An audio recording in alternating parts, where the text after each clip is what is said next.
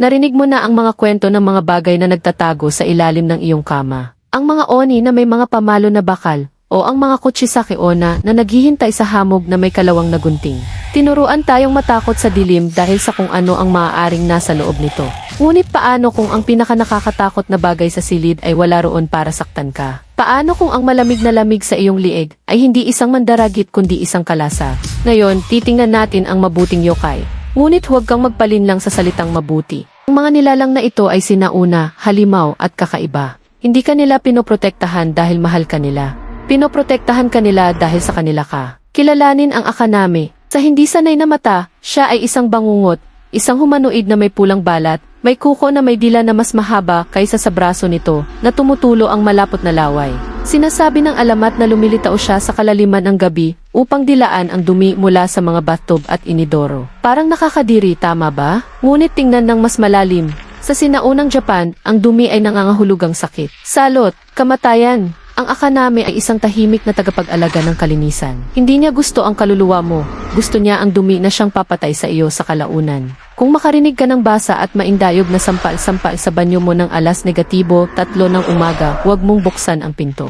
Hayaan mong tapusin niya ang trabaho niya. Siya lang ang dahilan kung bakit ka nagising ng malusog ngayong umaga. Lahat ay nagkaroon na nito. Ang mga panaginip kung saan ka nahuhulog. Ang mga panaginip kung saan may humahabol sa iyo, at ang iyong mga binti ay parang tingga. Ito ang Baku. Isa siyang mangangain ng panaginip. Sa loob ng maraming siglo, tinuruan ang mga batang Hapons na tawagin siya, Baku, halina't kainin mo ang panaginip ko. Ngunit may isang hadlang. Ang Baku ay palaging nagugutom. Kung kakainin niya ang iyong bangungot at hindi nasiyahan, hindi siya titigil doon. Magpapatuloy siya sa kakain ng iyong mga pag-asa, iyong mga ambisyon, at iyong mga alaala ng pag-ibig, na mag-iiwan sa iyo ng isang walang laman at hungkag na balat. Pinoprotektahan niya ang iyong isip mula sa takot, ngunit humihingi siya ng mabigat na buwis. Siya ang tagapag-alaga na iyong ipinagdarasal, ngunit ang halimaw na hindi mo dapat pagkatiwalaan. Panghuli, mayroon tayong mga Zashikiwarashi. Para silang mga inosenteng bata na nakakimono, naglalaro sa mga pasilyo. Ang makakita ng isa ay itinuturing na tanda ng tunay na magandang kapalaran. Pinoprotektahan nila ang kasaganaan ng sambahayan. Hanggat nananatili sila, umuunlad ang pamilya. Ngunit sila ay pabago-bago. Mahilig sila sa mga kalokohan ng multo, paglilipat ng mga muebles, pag-iwan ng malamig na lugar, o tunog ng mga yabag ng multo sa gabi. Ang katatakutan ay wala sa kanilang presensya. Ang katatakutan ay nasa kanilang kawalan. Sa sandaling makaramdam ang isang Zashikiwarashi ng kawalan ng respeto o pagkabagot, aalis ito. At kapag umalis ito, dinadala nito ang lahat.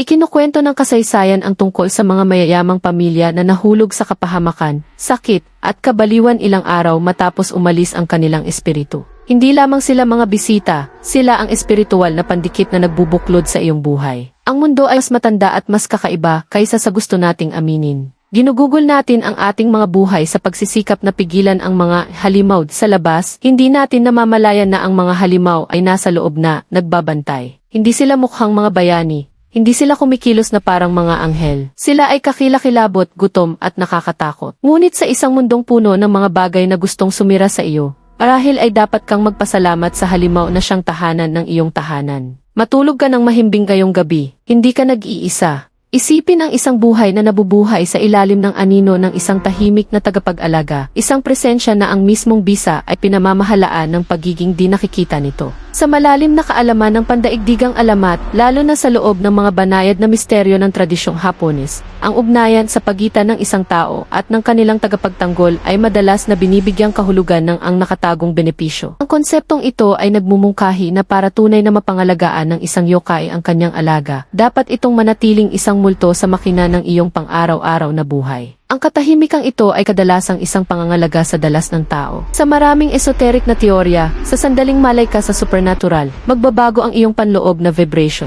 Kung mapapansin mo ang entidad, maaari kang magsimulang umasa dito, matakot dito, o maging nahuhumaling sa presensya nito. Ang pagbabagong ito ng isip ay maaaring makagambala sa mismong proteksyong ibinibigay. Sa pamamagitan ng pananatiling hindi napapansin, pinapayagan ka ng tagapag-alaga na gumalaw sa mundo ng may malinis na enerhiya ng tao, isang estado na mas epektibo epektibo para sa pag-navigate sa realidad at pag-akit ng natural na tagumpay. Bukod pa rito, maraming entidad ang nagpapatakbo sa ilalim ng batas ng hindi panghihimasok ang hindi nakikitang kamay. Pinapayagan silang sunduin ang mundo pabor sa iyo na nagpapakita bilang isang naligaw na bus na nagliligtas sa iyo mula sa isang aksidente o isang biglaang kutob na maglalayo sa iyo mula sa panganib hanggat hindi nila inaangkin ang kredito. Ang mapansin ay ang makita bilang isang himala na lumilikha ng pagdepende. Ang manatiling hindi napapansin ay ang pagpapahintulot sa tao na maging diswerte na nagpapatibay ng paniniwala sa sariling lakas at katatagan. Sa mapang-aping ekosistema ng espiritual na mundo, ang pagiging di nakikitang ito ay nagsisilbi ring stealth mode. Ang isang tagapag-alaga na nagpapakita ng sarili ay nagiging isang parola na posibleng nakakakuha ng atensyon ng mga masasamang espiritu sa iyong mga partikular na kahinaan. Sa pamamagitan ng pananatiling tahimik, pinoprotektahan ka nito nang hindi inaalerto ang kadiliman kung nasaan ka mismo. Nariyan din ang vessel theory na nagsasabing ang mga tagapag-alaga na ito ay hindi magkakahiwalay na bodyguard kundi mga extension ng iyong sariling lahi ng mga ninuno o espiritual na kayamanan. Kung ipapakita ng entidad ang anyo nito, ito ay nagiging isang hiwalay na iba, ngunit sa pamamagitan ng pananatiling nakatago, nananatili itong isinama sa iyong sariling anino, na kumikilos bilang isang pagpapahusay ng iyong intuisyon sa halip na isang saklay. Sa huli, ang katahimikan ay hindi lamang isang kagustuhan, ito ay kadalasang ang kondisyon ng kanilang pananatili. Katulad ng mga Zashikiwarashi, ang sandaling ang mga espiritong ito ay hinabol, nakita ng napakalinaw, o naging sentro ng atensyon ay ang sandaling sila ay umalis. Sila ay umiiral sa paligid, tinitiyak na ang pinaka-nakakatakot na presensya na iyong naramdaman ay wala roon upang saktan ka, kundi upang tumayo bilang isang mandaragit sa pagitan mo at ng isang bagay na mas malala. Ito ay isang nakakatakot na awa, isang tagapag-alaga na mukhang isang halimaw,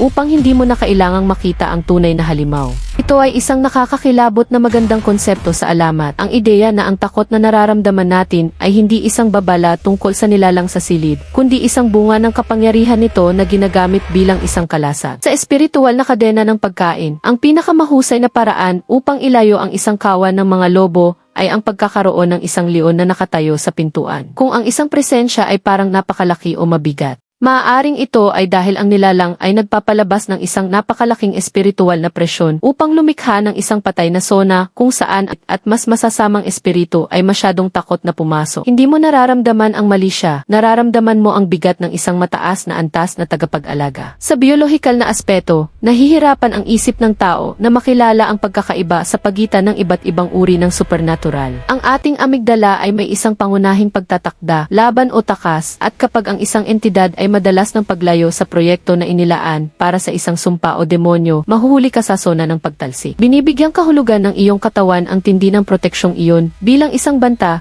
dahil lamang sa ito ay mas malakas kaysa sa dinisenyong iproseso ng pag-iisip ng tao. Ang presensyang ito ay maaaring sadyang nagpapakita bilang isang madilim at nakakatakot na sapot upang itago ang iyong liwanag. Para sa mga astral parasite na bumibiktima sa mga espiritong may mataas na potensyal, ang tagapag-alaga na ito ay nagpapamukha sa iyo na lason o patay. Itinatago ang iyong liwanag sa likod ng isang belo ng katatakutan. Ito ang katatakutan ng sagrado. Sa mga sinaunang teksto, ang mga engkwentro sa mas matataas na nilalang ay halos palaging nagsisimula sa utos na huwag matakot dahil ang sagrado at ang halimaw ay kadalasang sumasakop sa parehong mahiwagang espasyo. Ang isang entidad na umiral sa loob ng 4,000 taon ay hindi mukhang isang kaibigan. Ito ay mukhang isang hindi maintindihang puwersa ng kalikasan. Nangangailangan ng malalim na pagbabago ng pananaw upang mapagtanto na kapag nakatayo ka sa isang madilim na kagubatan at gumagapang ang iyong balat sa napakalaking anino sa likuran mo, ang anino na iyon ay hindi sa iyo nakatingin. Ito ay nakatingin sa bagay sa mga puno na malapit ng sumunggab.